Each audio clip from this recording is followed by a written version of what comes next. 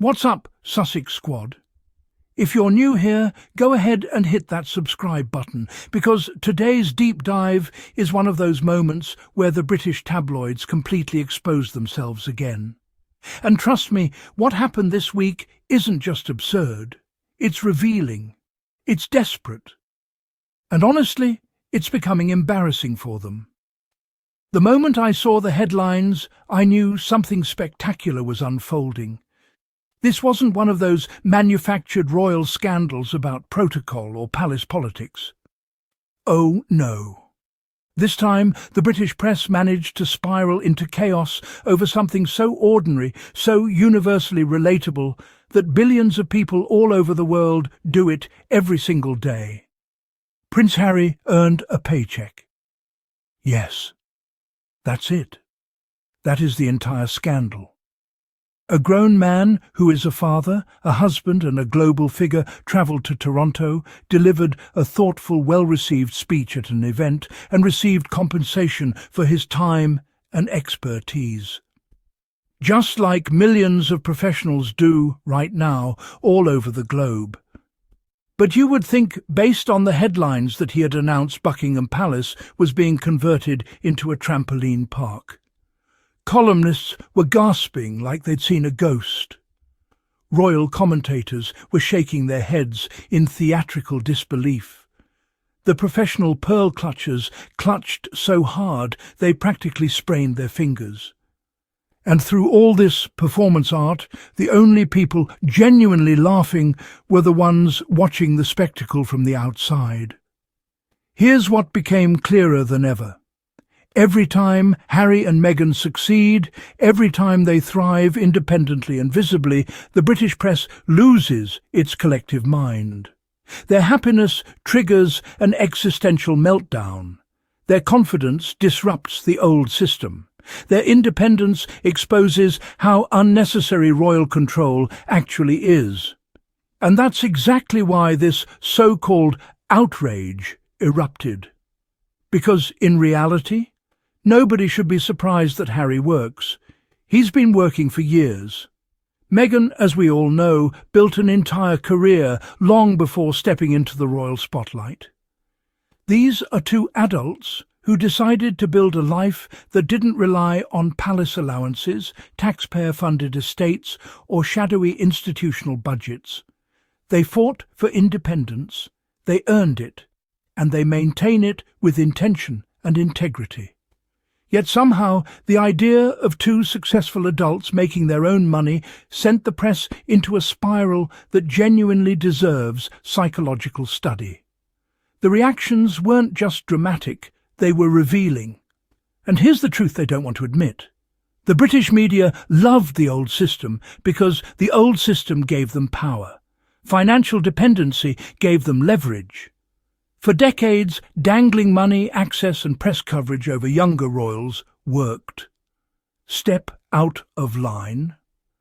They'd threaten your funding, control your home, reshape your public image with a single headline. But here's the twist they never saw coming. You can't threaten to cut off people who no longer depend on you. That is the heart of the meltdown. When someone close to the Sussexes said that now iconic line, "We all have to make money unless you're part of the institution," it hit with the force of truth the palace has no defence against. Harry and Meghan work because they don't live off the public. They pay for their home out of their own pockets. They cover their own security, something the royals refused to protect, even when their lives were under threat. They invest in their family, their projects and their purpose without relying on appropriated wealth or inherited privilege.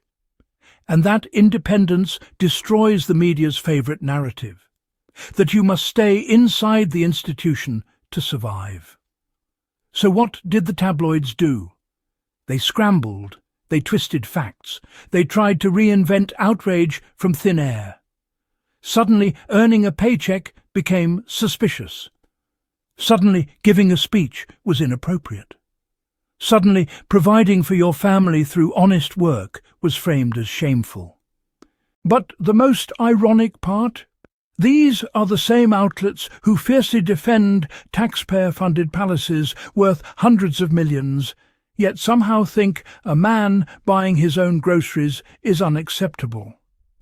The hypocrisy isn't subtle. It's loud, messy, and painfully transparent. And because they were already scrambling, they went after the Archwell Foundation's findings too.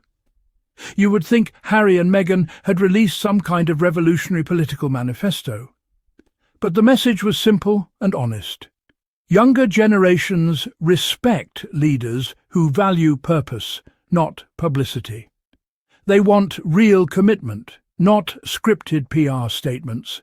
They want action, not photo ops. And that right there is what Harry and Meghan have been demonstrating consistently. Whether it's the Invictus Games, mental health advocacy, women's empowerment, community rebuilding, or global partnerships, their work isn't about optics. It isn't about attention. It isn't about tradition. It's about impact. They earn money, yes, but they also donate money, invest in communities, and show up again and again for causes that matter. They're not waiting for applause from palace insiders or validation from the tabloids. They simply do the work. That authenticity is what threatens the monarchy's carefully controlled image. Their independence proves that a royal title is not necessary for relevance, purpose, or influence. And when the Sussexes thrive without palace approval, the cracks in the monarchy's foundation become impossible to ignore. Because if Harry and Meghan can build stability, wealth, purpose and happiness without royal support, people begin asking uncomfortable questions. Why does royal relevance require taxpayer funding? Why are palaces preserved when their inhabitants do so little? Why does the institution act like public approval is optional when public approval is the only thing keeping it alive? That is what the palace fears. Not Harry's work, not Meghan's success, but what their independence symbolises. So the tabloids attack. They recycle the same tired insults. They create new ones that make even less sense. They scramble for narratives, hoping something will stick. But the desperation is obvious. They are scraping the bottom of the barrel, and the sound of it echoes. Meanwhile, Harry and Meghan continue to move forward. They build, they create, they support charities that genuinely change lives. They raise their children with intention, safety and love. And they do it all without an institution that once tried and failed to break them. Their journey is a reminder to millions. Leaving a toxic environment doesn't end your life. It might actually begin the life you were meant to live. If you're listening from home, from work, from your car, or from somewhere with finally decent Wi-Fi, remember this. These are two people who were told they would fail. They were told they would lose everything. They were told they'd come crawling back. Instead, they flourished. They built something healthier, freer, and more authentic than what they left behind. And that is why their story continues to inspire millions around the world. That is why this community stays strong. That is why the Sussex Squad remains united and unshakable. Because no matter how loud the propaganda gets, truth lasts longer. Thank you so much for spending your time with me today and for being part of a community that values compassion, facts, context and dignity, things the tabloids refuse to extend to Harry and Meghan. If you enjoyed this deep dive, go ahead and hit that subscribe button. It takes only a second, but it helps this channel grow so we can keep breaking down the misinformation and spotlighting the truth the palace can't spin and the press can't bury. I appreciate each and every one of you. Take care of yourselves, stay kind, and Sussex Squad, I'll see you in the next one.